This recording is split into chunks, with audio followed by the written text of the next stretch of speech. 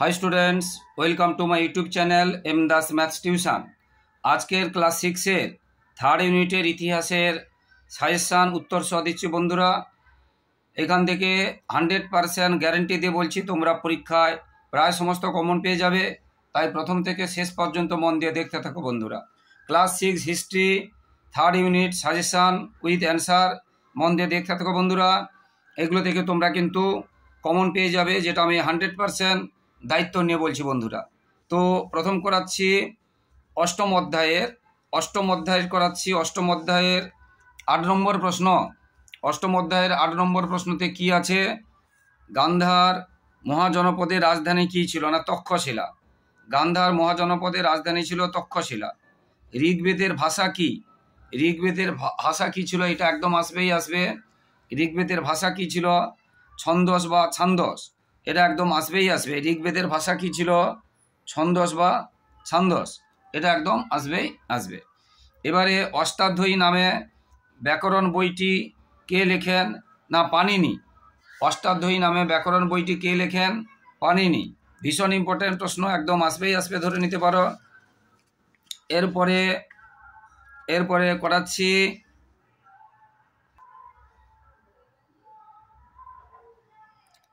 সাধারণ মানুষের মুখের দুটি ভাষার নাম কি? না একটা প্রাকৃত ভাষা আর পালি ভাষা।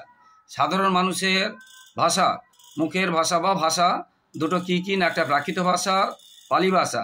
এটা লেখার জন্য না, সাধারণ মানুষের কথ্য যেটা ভাষা। এরপরে অর্থশাস্ত্র বইটি কার লেখা? এটা ভীষণ ইম্পর্টেন্ট, একদম আসবে ধরে নিতে পারো। কৌটিল্য বা চাণক্য। অর্থশাস্ত্র বইটি কার লেখা? ভীষণ ইম্পর্টেন্ট, কৌটিল্য বা চাণক্য। বাংলার একটি বৌদ্ধ বিহারের নাম লেখো। না মোগরমারি। বাংলায় একটি বৌদ্ধ বিহারের নাম মোগরমারি। এরপরে প্রাচীন যে ভারতীয় উপমহাদেশে কি দুটি লিপি ছিল? প্রাচীন ভারতীয় উপমহাদেশে কি দুটি লিপি ছিল? একটা হচ্ছে খরষ্টি লিপি আর একটা ব্রাহ্মী লিপি।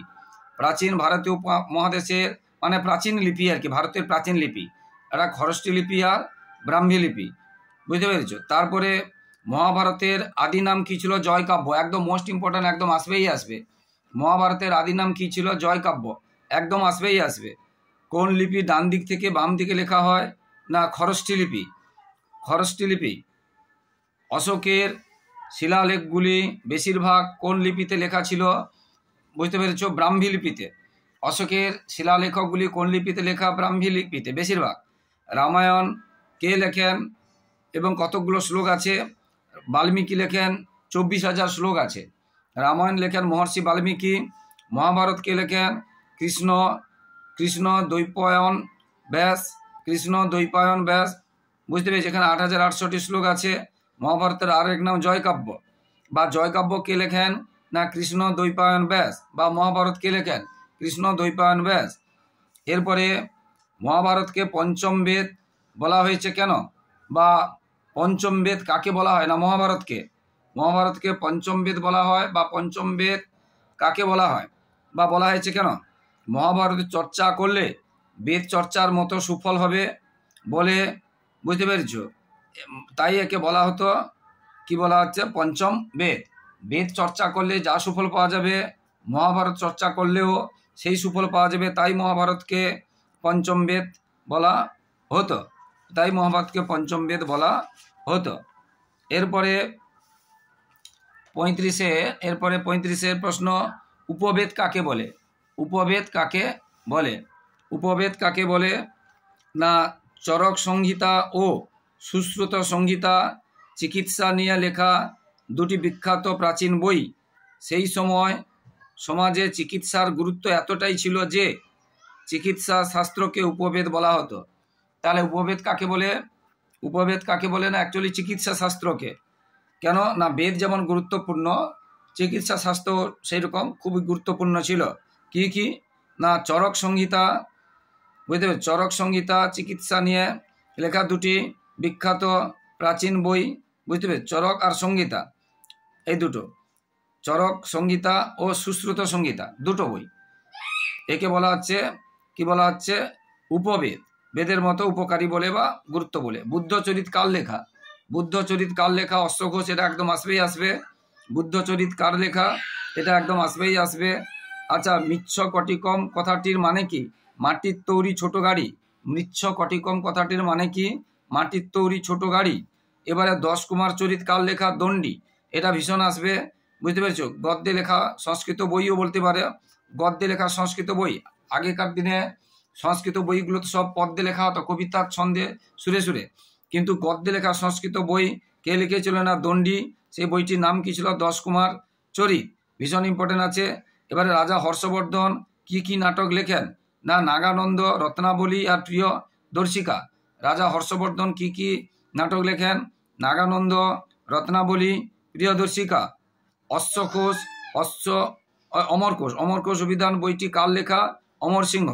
এবারে পঞ্চতন্ত্র কার লেখা? বিষ্ণু শর্মা। এটা মোস্ট ইম্পর্টেন্ট। পঞ্চতন্ত্র কার লেখা? বিষ্ণু শর্মা। এটা মোস্ট ইম্পর্টেন্ট। প্রাচীন নীতি গল্প। পঞ্চতন্ত্র প্রাচীন নীতি গল্প আর কি, মানে এখান থেকে যে লোভে পাপ হয়, কি পাপে মৃত্যু হয়, লোভ করতে নেই, বড়দের সম্মান করতে হয় ইত্যাদি বিভিন্ন, বুঝতে পারি, গল্প নীতি বাক্য। পঞ্চতন্ত্র কার লেখা? না বিষ্ণু শর্মা। ভীষণ ইম্পর্টেন্ট। এবারে কালিদাসের লেখা বই মানে বই মানে কাব্য বই। কাব্য, কালিদাসের লেখা কাব্য। কালিদাসের লেখা কাব্য মেঘদূতম, কুমার সম্ভব। আর নাটক কি? না অভিজ্ঞান শকুন্তলম। আর কি আছে? মালবিকা, মালবিকা, মালবিকাগ্নি মিত্রম। তাহলে কালিদাসের লেখা বই বললে লিখবে মেঘদূতম এবং কুমার সম্ভব, আর কালিদাসের লেখা নাটক বললে অভিজ্ঞান শকুন্তলম আর মালবিকাগ্নি মিত্রম। প্রশ্ন বুঝে উত্তর দিতে হবে। লক্ষণের ক্ষতস্থানে কোন ঔষধি গাছ লাগানো হয়েছিল? বিশল্যকরণী। লক্ষণ যে শক্তিশালী পড়েছিল, সেই ক্ষতস্থানে যে গাছ লাগানো হয়েছিল বিশল্যকরণী। বিশল্যকরণী ভীষণ, বুঝতে পেরেছি, এগুলো পৌরাণিক ব্যাপার। আচ্ছা, বরাহমিহির এর লেখা বইয়ের নাম কি? সূর্য সিদ্ধান্ত বা আরেকটা আছে পঞ্চ সিদ্ধান্তিকা। এটা ভীষণ ইম্পর্টেন্ট। বরাহমিহিরের লেখা বইয়ের নাম সূর্য সিদ্ধান্ত আর পঞ্চ সিদ্ধান্তিকা। এটা হলো। এবারে কোন সময়ে ও প্রথম কোন দেশে শূন্য ও দশমিকের আবিষ্কার হয়? না আমাদের ভারতবর্ষ হয়েছে। এবং কোন সময়? না গুপ্ত যুগে। তাহলে কোন দেশ শূন্য এবং দশমিকের আবিষ্কার করে? না ভারতবর্ষ। কোন সময় হয়েছে? না গুপ্ত যুগে হয়েছে। কোন সময়? গুপ্ত যুগে হয়েছে। এরপরে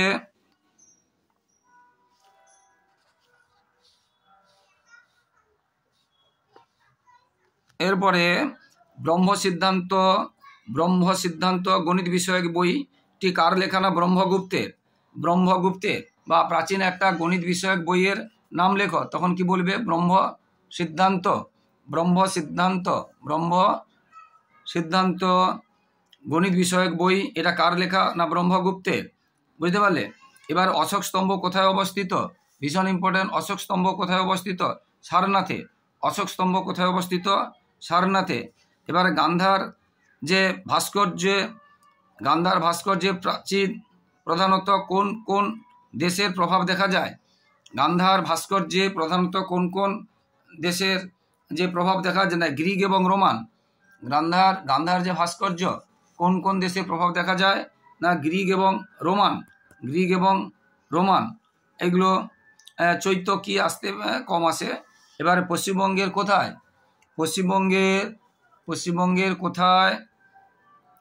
পশ্চিমবঙ্গের কোথায় প্রাচীন প্রত্নস্থান পাওয়া গেছে? উত্তর 24 পরগনা জেলার বেড়াচাঁপায় পাওয়া গেছে চন্দ্রকেতুগড়ের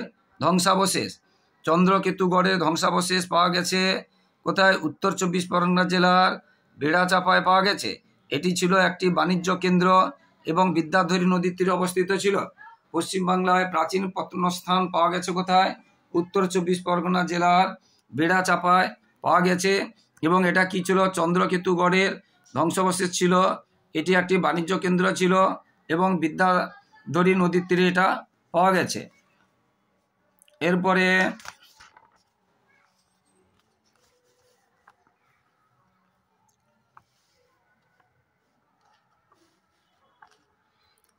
এরপরে নালন্দা সম্পর্কে টিকাটা অবশ্যই করে রাখবে। আর ভালো করে বলছি, নালন্দা সম্পর্কে টিকা মোস্ট ইম্পর্টেন্ট, একদম 100% আসবে, এরকম ধরে নিয়ে করবে। আর বেমান শব্দ বের করতে হবে। কি আছে দেখো? নাগানন্দ, রত্নাবলী, বুদ্ধচরিত আর প্রিয়দর্শিকা। এটা হবে বুদ্ধচরিত বেমানান শব্দ। নাগানন্দ, রত্নাবলী আর প্রিয়দর্শিনী একজনের, আর বৃদ্ধচরিত আলাদা, বুদ্ধচরিত এটা বেমানান।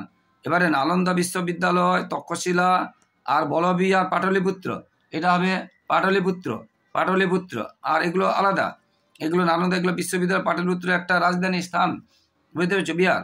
এবারে ব্রাহ্মী, সংস্কৃত, খরষ্টি আর দেবনাগরী, এগুলো হচ্ছে সংস্কৃতের আগের ভাষা, আর এটা সংস্কৃত পরে তৈরি হয়েছে। এগুলো কি হচ্ছে, বেমানান শব্দকে বাঁচতে হবে। রত্নাবলী, মিচ্ছকটিকম আর অভিজ্ঞান শকুন্তলম আর অর্থশাস্ত্র, অর্থশাস্ত্র এটা কৌটিল্যের লেখা, আর বাকিগুলো আমরা একটু আগে করেছি। হ্যাঁ, এরপরে বাম দিক ডান দিক ভীষণ ইম্পর্টেন্ট আছে, বাম দিক ডান দিক, বাম দিক ডান দিক ভীষণ ইম্পর্টেন্ট আছে। মহাবলীপুরম এর সাথে কি হবে 5 নম্বর, এগুলো ভালো করে তোমরা করবে, 1 2 3 4 5। মহাবলীপুরম, গুহা চিত্র, গান্ধার শিল্পনীতি, কুষাণ যুগ, গণিতবিদ, গণিতবিদ হচ্ছে নাগার্জুন, বুঝতে পেরেছ। মণিমেখলাই, মণিমেখলাই হচ্ছে তামিল মহাকাব্য।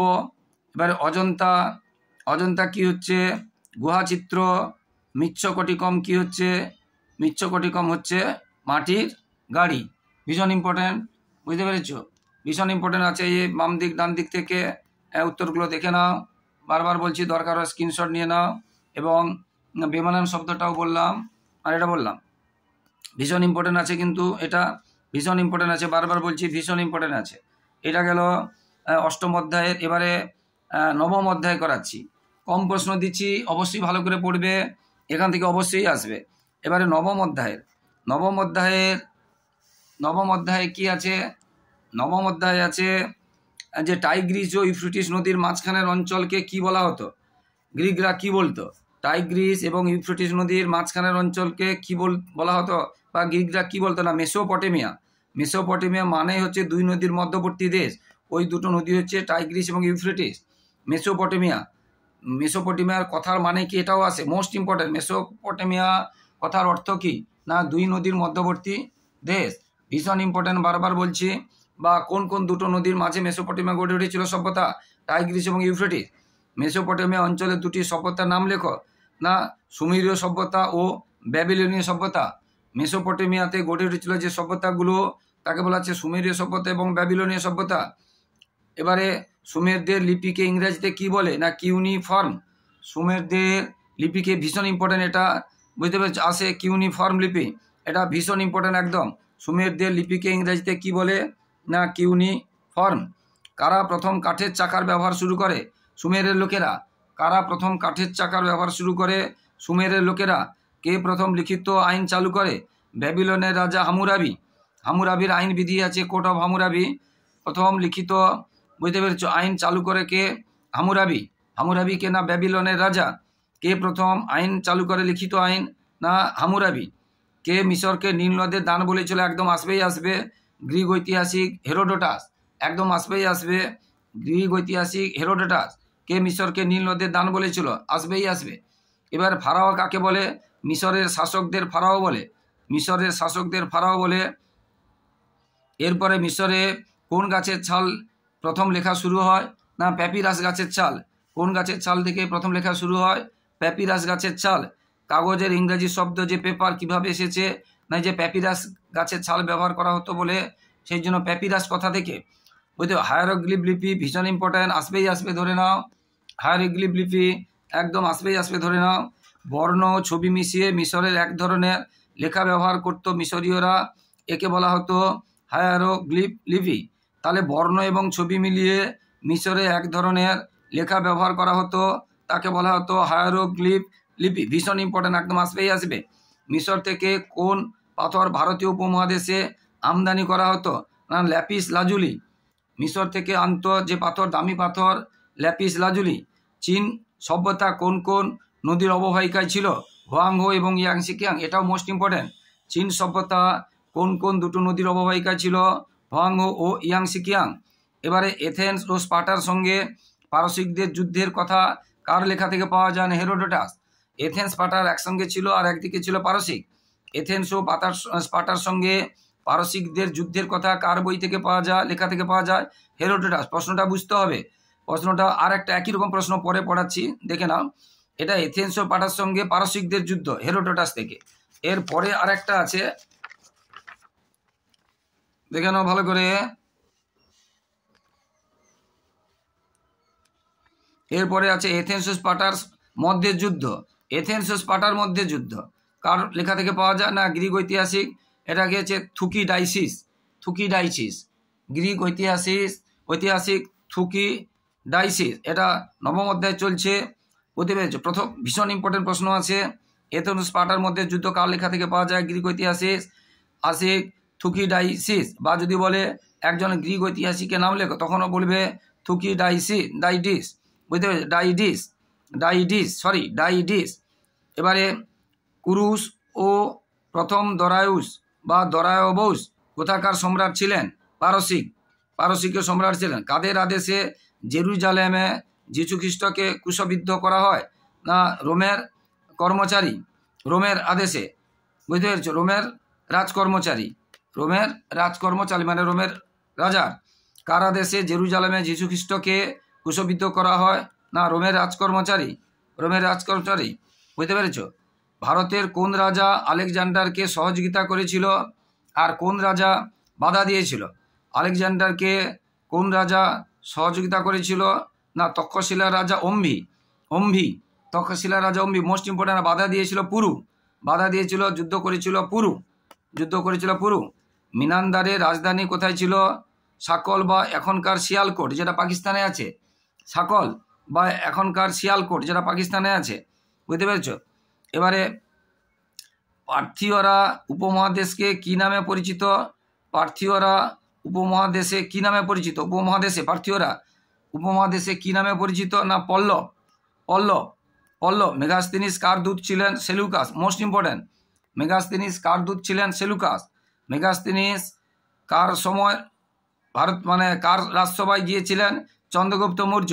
মেগাস্তিনিস কার রাজসভায় গিয়েছিলেন? চন্দ্রগুপ্ত মৌর্য। কার রাজসভায় গিয়েছিলেন মেগাস্তিনিস? চন্দ্রগুপ্ত মৌর্য।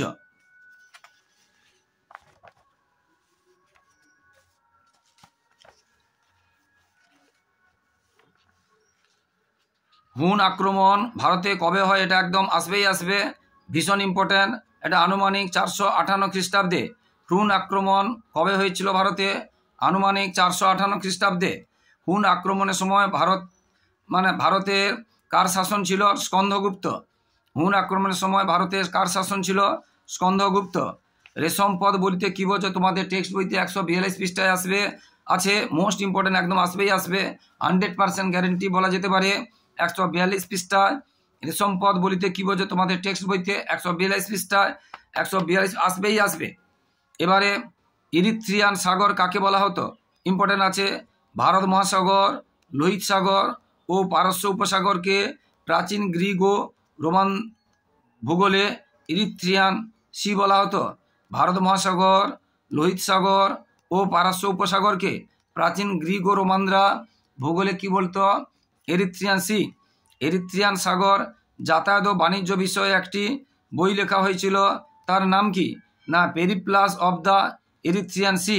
গ্রিক ভাষায় লেখা বই Periplus of the Erythraean Sea. কোন ভাষায় লেখা? গ্রিক ভাষায়। কি সম্পর্কে লেখা? Periplus of the Erythraean Sea কি সম্পর্কে লেখা? বুঝতে পেরেছ? না এরিথ্রিয়ান সিতে যাতায়াত ও বাণিজ্য বিষয়ে একটি বই। এরপরে পশ্চিম উপকূলে সেরা বন্দর কি? ভারতের পশ্চিম সেরা বন্দর ছিল ভিগু কচ্ছ, নর্মদা নদীর তীরে অবস্থিত ছিল। পশ্চিম উপকূলের সেরা বন্দর কি ছিল? ভৃগু কচ্ছ, নর্মদা নদীর তীরে অবস্থিত ছিল। প্রাচীন বাংলায় একটি বন্দরের নাম তাম্রলিপ্ত, যার বর্তমান নাম তমলুক, আমাদের পূর্ব মেদিনীপুরে আছে। তাম্রলিপ্ত বা দামলিপ্ত, এটা ভীষণ ইম্পর্ট্যান্ট। প্রাচীন বাংলার একটি বন্দরের নাম তাম্রলিপ্ত বা দামলিপ্ত, বর্তমান এটা তমলুক নামে পরিচিত, পূর্ব মেদিনীপুরে আছে। বুঝতে পেরেছ? আর গান্ধার শিল্প একদম আসবে, তোমাদের 145 পেজে আছে বইতে, টেক্সট বইতে একদম আসবে, 100% গ্যারেন্টি বলা যেতে পারে। গান্ধার শিল্প যে কয়েকটা প্রশ্ন 100% গ্যারেন্টি বলছি, সেগুলো তোমরা অবশ্যই ঝাড়া মুখস্থ করে যাবে। গান্ধার শিল্প টিকা বা সম্পর্কে লেখো, 145 পৃষ্ঠায় আছে বইতে। গান্ধার শিল্পে কোন কোন শিল্পের ছাপ পাওয়া যায়? না ভারতীয় শিল্প এবং গ্রিক ও রোমান। এছাড়া ইরানীয় ও মধ্য এশীয়, মূলত ভারতীয়, গ্রিক এবং রোমান গান্ধার শিল্পে ছিল। এছাড়া ছিল কি, এছাড়া ছিল ইরানীয় কিছু ছাপ পাওয়া যায়, ইরানীয়। তো বন্ধুরা মন দিয়ে এগুলো করবে, এইগুলোই করে গেলে তোমরা একদম 100% গ্যারেন্টি দিয়ে বলছি বেশিরভাগ তোমরা কমন পেয়ে যাবে। তাই মন দিয়ে দেখতে থাকো বন্ধুরা, বেশিরভাগ তোমরা কমন পেয়ে যাবে। এরপরে সংস্কৃত ভাষায় রচিত প্রথম বড় লেখা কি? শক শাসক রুদ্রদামনের জুনাগড় প্রশস্তি। আবার বলতে পারে জুনাগড় প্রশস্তি কার লেখা? না, রুদ্রদামন জুনাগড় প্রশস্তি লিখেছে এবং এটা সংস্কৃত ভাষায় প্রথম বড় লেখা। যবনিকা, যে সংস্কৃত মানে পর্দাকে সংস্কৃতে কি বলে? যবনিকা। নাটকের পর্দাকে সংস্কৃতে কি বলে? যবনিকা। নাটকের পর্দাকে যবনিকা বলে। পঞ্চসিদ্ধান্তিকা বইটি কার লেখা? বরাহমিহির। পঞ্চসিদ্ধান্তিকা বইটি কার লেখা? বরাহমিহির। এবারে ফো কুয়ো কি বই কার লেখা? ভীষণ ইম্পর্টেন্ট, একদম আসবে বলা যেতে পারে। ফো কিও 100% গ্যারেন্টি বলা যেতে পারে। ফো কুয়ো কি বই কার লেখা? না, ফ্যাসিয়ান। বুঝতে তিনি কে ছিলেন? তিনি আমাদের 3 বছর পাটলিপুত্রে ছিলেন, 2 বছর তাম্রলিপ্ত বন্দরে ছিলেন। তিনি ভারতে এসেছিলেন, চীন থেকে এসেছিলেন 399 খ্রিস্টাব্দে। তাহলে ফো কুয়ো কি বই কার লেখা? না, ফ্যাসিয়ানের লেখা। এবার চীন থেকে সুয়াংজাং কবে ভারতে আসেন?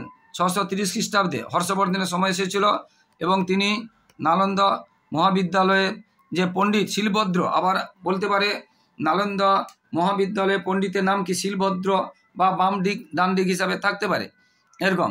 চীন দেশ থেকে এসেছিলেন কে? না, সুয়ানজাং। কবে এসেছিল? কার সময় এসেছিল? 630 খ্রিস্টাব্দে, হর্ষবর্ধনের সময় এসেছিল। নালন্দা যে বিহারের যে পণ্ডিত শিলভদ্রের কাছে তিনি পড়াশোনা করেন। আর অনুশীলনী তোমাদের এই অধ্যায়, নবম অধ্যায়ের টেক্সট বই অনুশীলনী 1, 2, 3 এবং 4.3, 1, 2, 3 এবং 4.3 তোমরা অবশ্যই করবে, মোস্ট ইম্পর্টেন্ট আছে। তো বন্ধুরা এইগুলো 7, 8 এবং 9 অধ্যায় থেকে তোমাদের 3rd ইউনিটের জন্য বললাম 100% দায়িত্ব দিয়ে বলছি, তোমরা ম্যাক্সিমাম তোমরা পরীক্ষায় কমন পেয়ে যাবে। তাই বন্ধুরা মন দিয়ে দেখতে থাকো বন্ধুরা। আর যারা আমার ইউটিউব চ্যানেলটি দেখছো সকলকে অসংখ্য ধন্যবাদ। আর যারা আমার চ্যানেলটি নতুন দেখছো, প্রিয় ছাত্রছাত্রী, তোমরা কিন্তু আমার চ্যানেলটিকে সাবস্ক্রাইব করে এবং শেয়ার করে এটি সাপোর্ট করো বন্ধুরা। প্লিজ যারা আমার চ্যানেলে নতুন, প্লিজ আমার চ্যানেলটিকে সাবস্ক্রাইব করে ও শেয়ার করে একটু পাশে থাকো বন্ধুরা, একটু হেল্প করো বন্ধুরা। আর অবশ্যই লাইক ও কমেন্ট করতে ভুলো না। সবার পরীক্ষা ভালো হোক, সবার ভবিষ্যৎ ভালো হোক, সবাই খুব ভালো থাকো। এবং তোমাদের গণিত, ভৌতবিজ্ঞান এবং ভূগোল সব বই সাজেশন দেওয়া হবে এবং দেওয়া চলছে। এবং তোমাদের ভালো স্কুলের প্রত্যেকটা বইয়ের প্রশ্ন উত্তর সহ, অর্থাৎ নমুনা প্রশ্ন উত্তর সহ করাবো, তাই করিয়ে দিচ্ছি। তাই আমার ইউটিউবটা ফলো করো বন্ধুরা, অবশ্যই তোমাদের উপকারে আসবে। এবং শেষে আবার বলছি বন্ধুরা, প্লিজ আমার ইউটিউব চ্যানেলটিকে সাবস্ক্রাইব করে এবং শেয়ার করে একটু পাশে থাকো, একটু সাপোর্ট করো। তোমাদের জন্য এত পরিশ্রম করছি, তাই তোমাদের কাছ থেকে শুধু এটাই আশা করছি। আর লাইক ও কমেন্ট করতে ভুলো না। সবাই খুব ভালো থাকো, সবার ভবিষ্যৎ ভালো হোক। জয় হিন্দ, বন্দে মাতরম।